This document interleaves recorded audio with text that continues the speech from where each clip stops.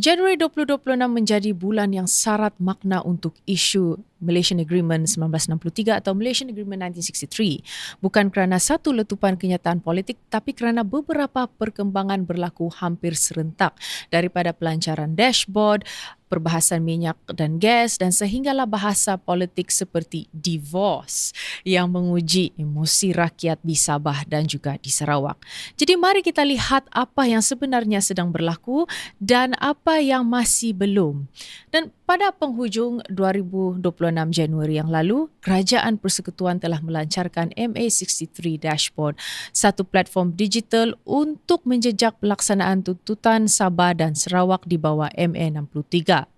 Dan tujuannya jelas, supaya rakyat boleh melihat sendiri status pelaksanaan MA63 bukan hanya bergantung kepada kenyataan akhbar ataupun retorik politik.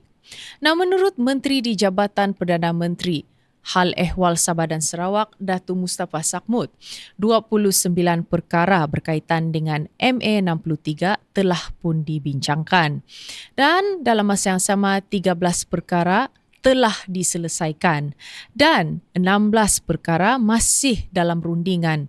Dan buat pertama kali MA63 bukan hanya cerita dalam ucapan, ia muncul dalam bentuk angka, garis masa dan juga status yang boleh ditelusi secara terbuka. Dan ia adalah satu langkah yang penting dari segi ketelusan dan juga struktur walaupun ia belum menjawab semua rasa tidak puas hati. Di atas kertas, kita nampak kemajuan, jawatan kuasa, dashboard, laporan kemajuan. Tetapi di bawah, persoalan yang sama sentiasa berulang. Baik, tapi apa kesannya kepada rakyat biasa di Sabah dan Sarawak?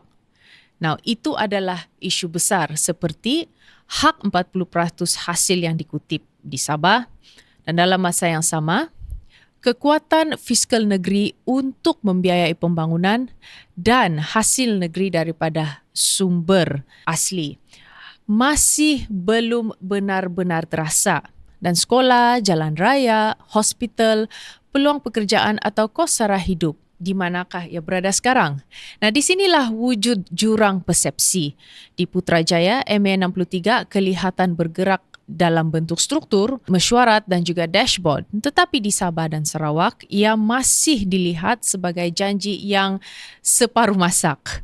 Ada pergerakan tetapi belum membuahkan hasil ataupun belum dirasakan oleh rakyat.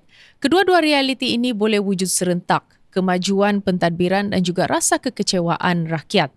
Dan dalam tempoh masa yang sama, perbincangan mengenai minyak dan gas kembali menjadi tumpuan. Nah, secara teknikal, banyak perkara berkait minyak dan gas tidak disebut secara jelas dalam teks MA63, tetapi muncul melalui undang-undang dan juga perjanjian selepas 1963. Nah, di sinilah konflik tafsiran berlaku. Dari sudut undang-undang, Kerajaan Persekutuan dan juga Petronas yang merujuk kepada akta-akta seperti Petroleum Development Act dan juga peraturan-peraturan yang lain.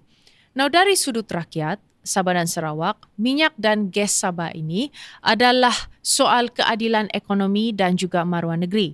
Bukan sekadar klausa ataupun setakat perundangan, realitinya itu masih belum selesai.